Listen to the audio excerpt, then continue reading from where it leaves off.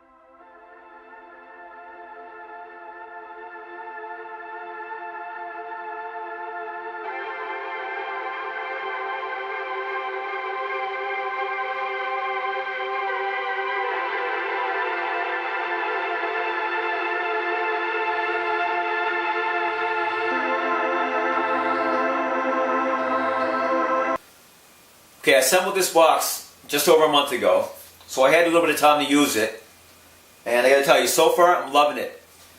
Now, just like a garage or a house or anything, you always want more space, and at first I thought I wasn't gonna have enough. Right now it's pretty good. I've been buying new tools every week, finding sales, but when I'm actually doing things lately, it's nice because it goes to a drawer, find the tool, know right where it's at, grab it and go. It saves time, it saves headaches. That's why I spent the money on this box. I find the top has dual struts, it stays up, works well.